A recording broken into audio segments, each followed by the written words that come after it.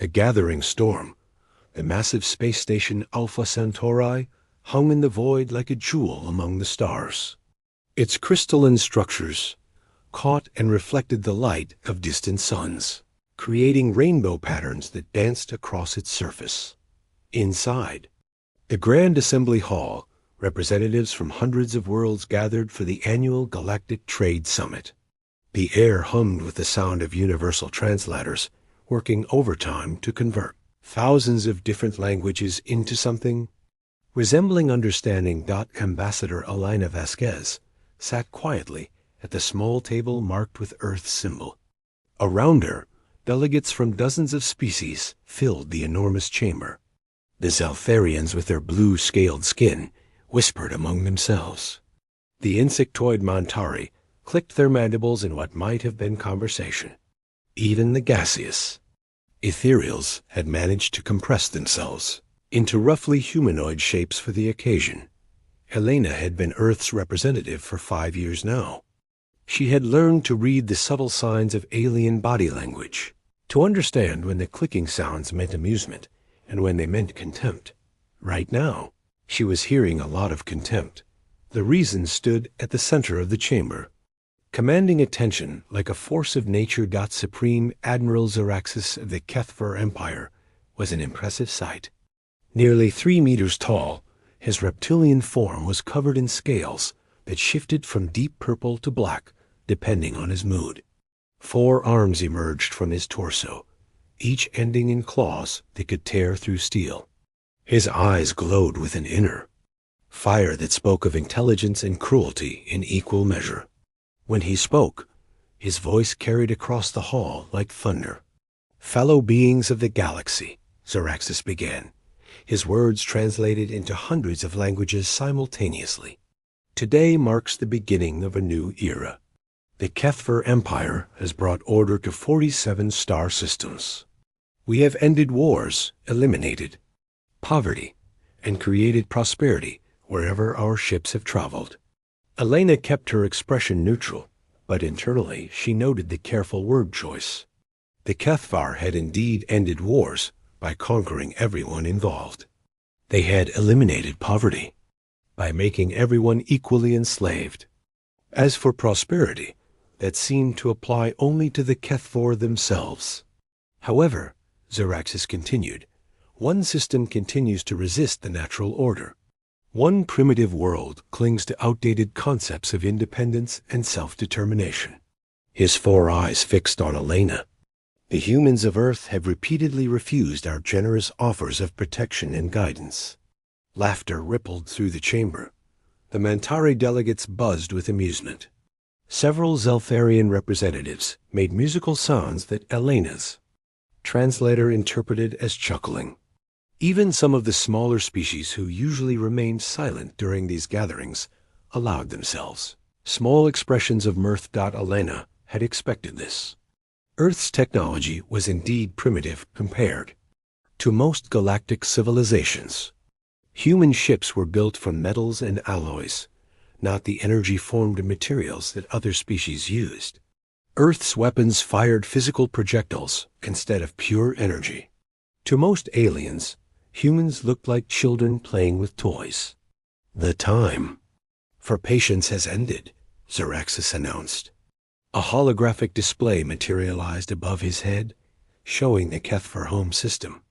Thousands of ships filled the space around their worlds, each one a masterpiece of engineering and destructive capability. The Great Fleet has been assembled. 2,000 vessels of war, each one capable of reducing a planet to ash. Elena watched the display with the same calm expression she had maintained throughout the summit. The ships were indeed impressive. The smallest was twice the size of Earth's largest battleship. The largest were mobile cities that could house millions of beings. Their hulls gleamed with energy shields and weapon arrays that could tear apart moons. "This fleet now moves toward the solar system," Zaraxis continued. "In 72 hours, it will arrive at Earth. The humans will then face a simple choice." He looked directly at Elena again. "Submit to HFY rule, or face complete annihilation." The chamber fell silent. Even the usual background hum of translators seemed muted. Elena felt the weight of hundreds of alien gazes upon her. Some looked curious, wondering how the human would respond to such overwhelming force. Others seemed almost sympathetic, as if they felt sorry for her hopeless position. "Ambassador Vasquez," Zaraxis said, his voice carrying across the hall. "You have heard our terms. What does Earth say to this final opportunity for survival?" Elena stood slowly. At barely 1.7 meters tall, she looked tiny compared to most of the beings in the chamber. Her simple black diplomatic uniform seemed plain, next to the elaborate costumes and natural decorations of the other delegates. But when she spoke, her voice carried clearly to every corner of the hall. "Supreme Admiral," she said, "Earth appreciates the HFY Empire's interest in our world. However, such an important decision requires consultation with our government. I request 72 hours to present your terms to Earth's leadership." More laughter filled the chamber. The idea that Earth needed time to consider surrender struck most aliens as absurd. What was there to consider? The choice was between life and death, slavery and extinction. Zaraxis threw back his massive head and laughed, a sound like breaking glass mixed with grinding metal. 72 hours to beg for mercy? Very well, human. I am feeling generous today. Take your time to grovel before your leaders. In the end, you will still kneel before the Empire. Elena bowed slightly. Thank you for your patience, Supreme Admiral. Earth will give you our answer when your fleet arrives. As Elena gathered her papers, she could hear the aliens already discussing the aftermath. The Montari wanted mining rights to Earth's asteroid belt. The Zelfirians seemed interested in the planet's oceans. A few species talked about preserving some humans as curiosities or research subjects. Elena walked toward the exit, her footsteps echoing in the vast chamber. Behind her, Zaraxis was already outlining his plans for the next conquests after Earth fell. The HFY Empire would not stop with one small world. There were always more systems to claim, more species to subjugate. At the doorway, Elena paused and looked back one final time. The assembled aliens continued their conversations, confident in their superiority and certain of the outcome. They had no idea what was really coming. Elena allowed herself a small smile that no one else could see. In 72 hours, everything would change. 3 days later, news crews from across the galaxy positioned themselves at safe distances around Earth's solar system. Camera ships maintained careful positions outside the asteroid belt, ready to broadcast the coming battle to billions of viewers. The consensus was universal.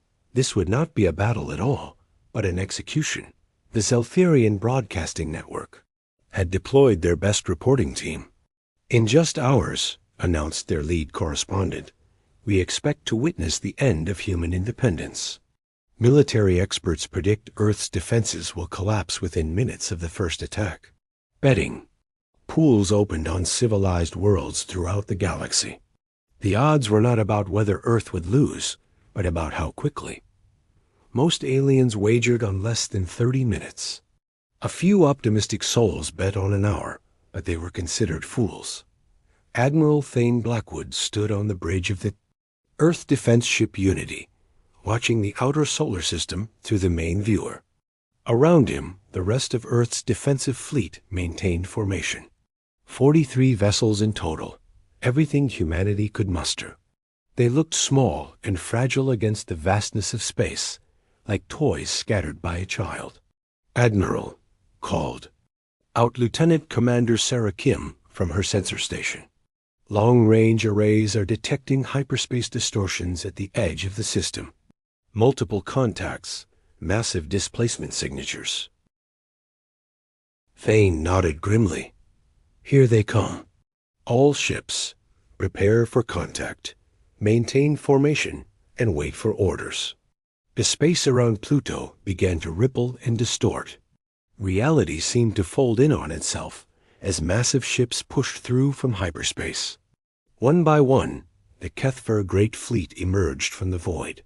Each vessel was a monument to their empire's power, bristling with weapons and shielded by energy fields that made the stars shimmer. 2,000 ships. Thane had known the number from intelligence reports, but seeing them all together stole his breath.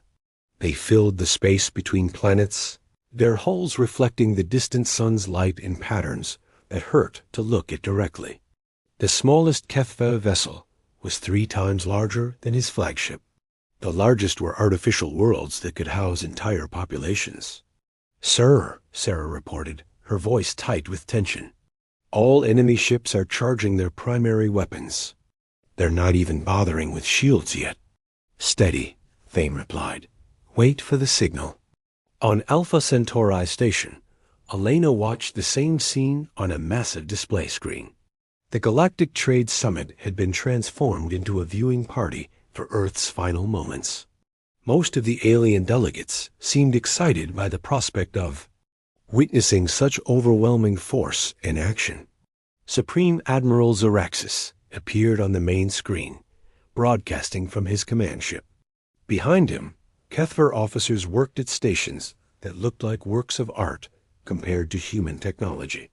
Their movements were precise and efficient, the result of countless conquests. "Citizens of the galaxy," Zoraxis announced, "today you will witness the price of defying the Kethver Empire. Watch as we end the human experiment forever." The display split to show both fleets clearly. The contrast was shocking. The Kethver ships gleamed with smooth hulls and elegant weapon arrays. Energy shields flickered around them in beautiful patterns of light.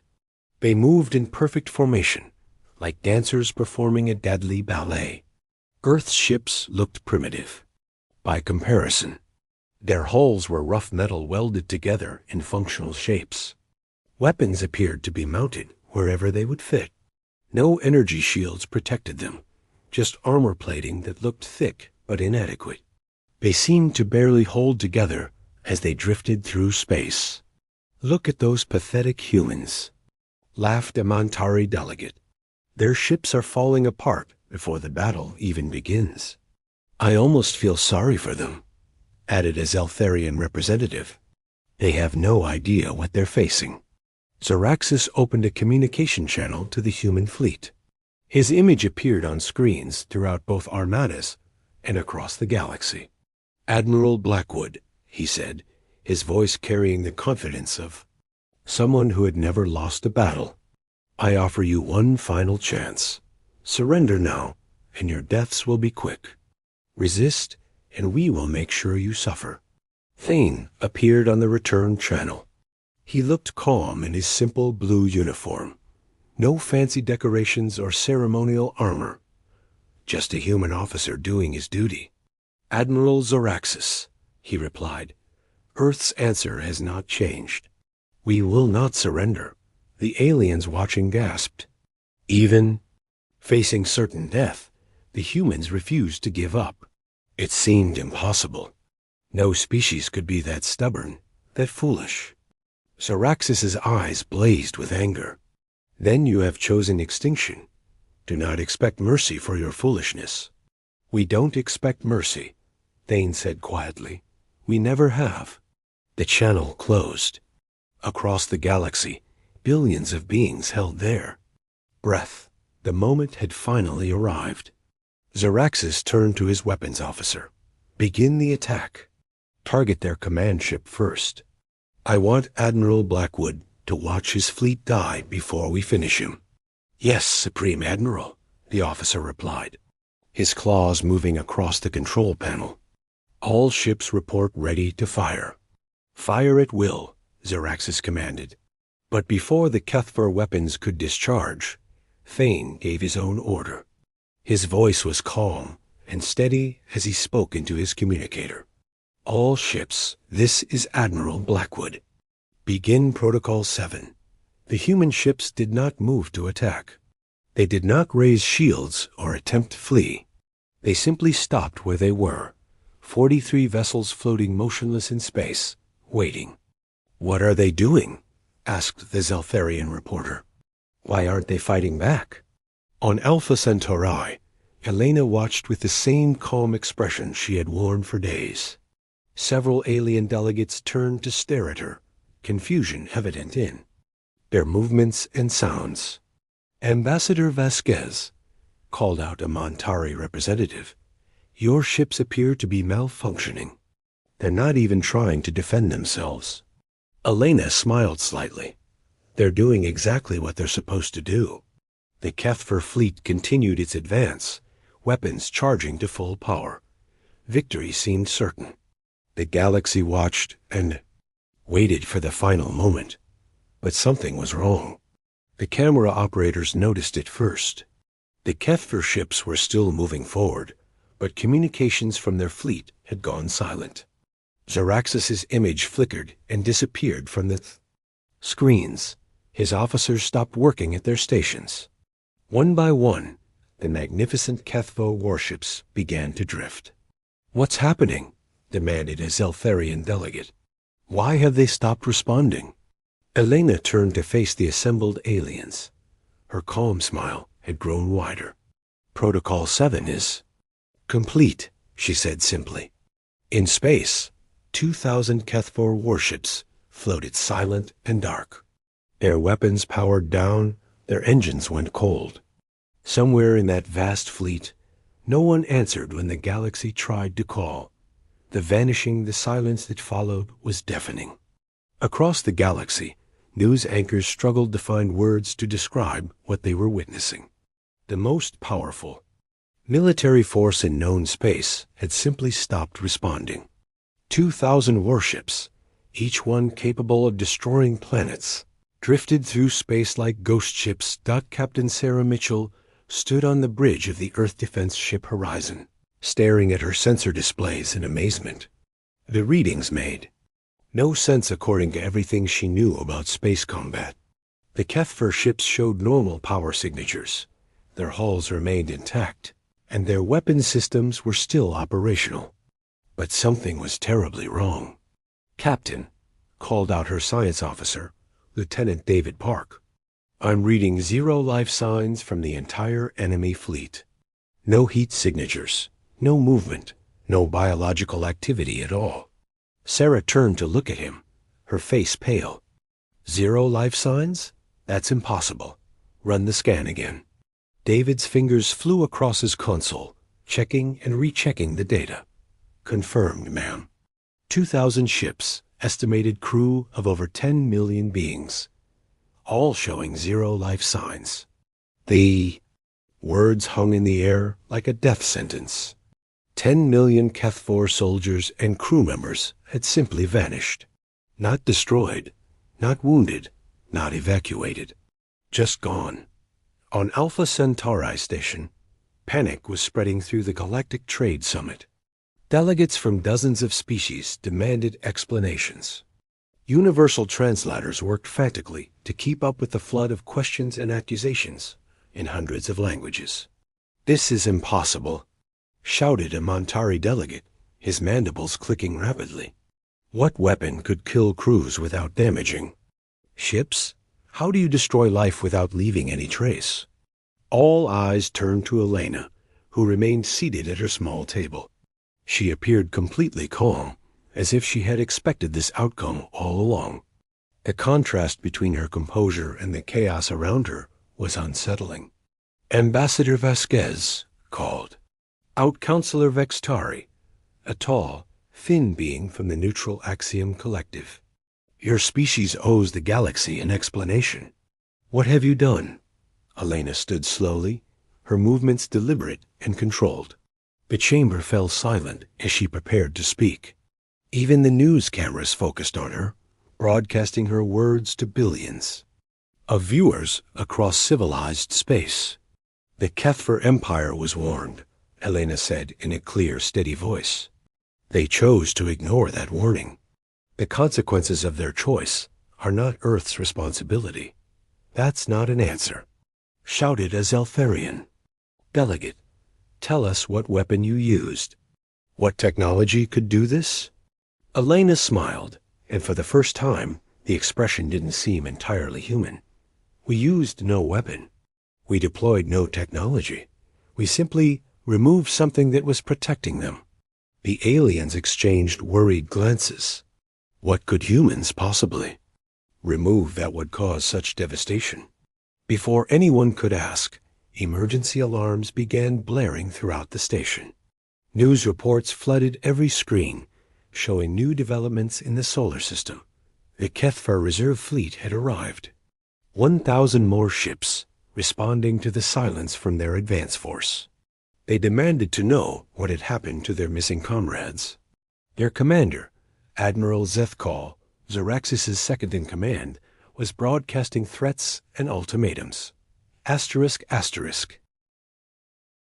But as the reserve fleet approached Earth's outer planets, something strange began to happen.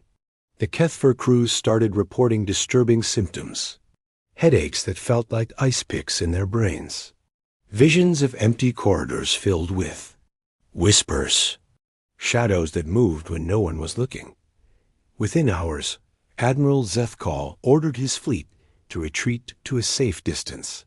His final transmission was filled with fear and confusion. "Something is wrong in this system," he reported. "My crews are seeing things, hearing voices. We will return with reinforcements, but for now, we must withdraw." The galaxy watched in stunned silence as the second Kethvar fleet fled the solar system. For the first time in their history, the mighty Kethvar Empire had retreated from a battle without firing a single shot. Dr. Marcus Chun sat in his laboratory, deep beneath the surface of Earth, surrounded by equipment that would have seemed like magic to most galactic civilizations. Not because it was more advanced, but because it was built on principles that other species had long ago abandoned or forgotten. Marcus was a thin man with graying hair, and eyes that seemed to look through rather than at things. He had spent 30 years studying human consciousness, exploring the strange quirks and abilities that made his species unique. His research had led him to discoveries that would have terrified most aliens if they had been capable of understanding them. "The connection is stable," he reported into his communicator. "All neural network participants are showing normal brain activity. No signs of strain or damage." The voice that responded belonged to Elena, speaking from Alpha Centauri station. "And the Kethvar fleet?" "Complete neural displacement," Marcus replied, checking his instruments. "Their consciousness patterns have been successfully relocated to the dimensional buffer. They're alive, but no longer occupying their physical bodies. It was humanity's greatest secret, the one thing that truly set them apart from every other species in the galaxy. While other races had developed faster-than-light travel, energy weapons, and matter manipulation, humans had discovered something far more fundamental: the ability to exist in multiple dimensions simultaneously. Human consciousness was not confined to the physical brain. It extended into spaces that other species couldn't even perceive, dimensions where thought itself became reality. Most humans were unaware of this ability, but a few could access it deliberately. And when they worked together, they could do things that seemed impossible. The Kethvar had never encountered anything like it. Their minds were strictly three-dimensional, confined to their physical brains. When confronted with a multidimensional consciousness, they had no defenses. Their awareness had been gently but completely removed from their bodies and placed in a parallel dimension where they could do no harm. "How long can we maintain this?" Elena asked. Marcus checked his readings. "Again, indefinitely, if necessary.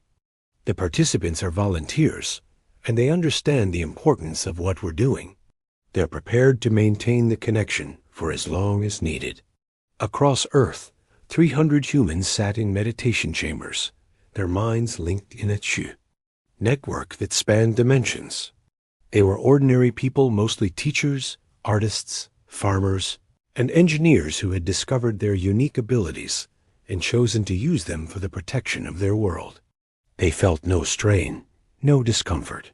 To them, It was like holding a gentle thought in their minds. But for the Kethvar, the experience was overwhelming. Their consciousness had been transported to a dimension where their thoughts and emotions became visible, where every action they had ever taken was reflected back at them. They were not harmed, but they were completely paralyzed by the experience. Back on Alpha Centauri station, the investigation teams were preparing to examine the silent Kethvar ships. Scientists from dozens of species had volunteered to solve the mystery, but they were about to encounter something beyond their understanding. The first team to board a Kethvar vessel was led by Dr. Klixara, a renowned Zeltharian scientist. Her team included experts in biology, physics, and xenology from 6 different species. They approached the command ship Eternal Conquest with extreme caution. The airlock cycled normally, and the team entered the ship wearing full protective gear. The atmosphere was normal, the gravity was functioning, and the lights were still on. Everything appeared perfectly normal, except for the complete absence of life. They found the first Kethvar in the main corridor, slumped against a wall. The being's forearms hung limp at his sides, his eyes stared straight ahead, and his breathing was so shallow it was barely detectable.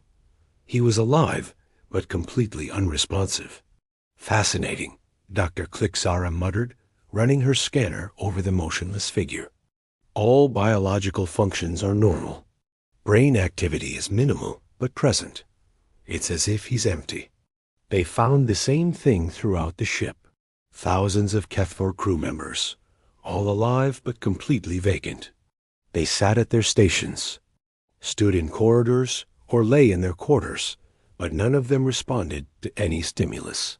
Their bodies were perfect, but their minds were simply gone. The team made their way to the bridge, where they found Admiral Zaraxis himself. A mighty commander who had threatened to destroy Earth sat in his command chair, staring at nothing. His usually fierce eyes were dull and lifeless. "Sir," one of the team members called out, "you need to see this." Dr. Klixara hurried to the communication station, where her colleague was studying the ship's logs. The final entry had been made just as the battle began, but it was unlike anything in Kethvar military records. "The log entry is ... strange," the scientist reported. "It's not in standard Kethvar military language. It's almost poetic, talking about seeing the truth and understanding the pain of others. This doesn't match Admiral Zaraxis' usual style at all." Dr. Klixara played the final recording. Zaraxis' voice came through the speakers, but it sounded different. Instead of his usual commanding tone, he spoke softly, almost sadly. "Personal log, Admiral Zaraxis recording. I can see them now. All. The worlds we conquered. All the beings we killed. Their faces are so clear, their pain so real. How did we convince ourselves we were bringing order? How did we ignore their suffering for so long?" The recording continued, and the team listened in growing amazement. The ruthless conqueror spoke about feeling the fear of children during his attacks, about understanding the grief of parents who had lost everything. He talked about being overwhelmed by empathy and compassion, emotions that Kethvar culture had suppressed for generations. "It's beautiful," Zaraxis whispered in the recording, "to finally understand what we've done, to feel what they felt. I can't fight anymore. I can't hurt anyone ever again. The humans have shown us something we forgot we had. They've given us back our souls." The recording ended, and the investigation team stood in stunned silence. They had expected to find evidence of a weapon, some kind of technological attack. Instead, they had discovered something far more profound and disturbing. Dr. Klixara contacted her superiors immediately. "This isn't a military defeat," she reported. "It's a transformation. The humans have somehow awakened dormant emotional centers in the Kethvar brains. They're experiencing empathy and compassion for the first time in their adult lives, and it's completely overwhelming them. The news spread across the galaxy like wildfire. Humanity had not conquered the Kethvar through superior weapons or technology.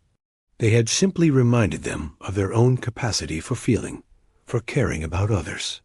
The psychological impact was so profound that the entire empire had been paralyzed. Religious leaders on dozens of worlds began debating the implications.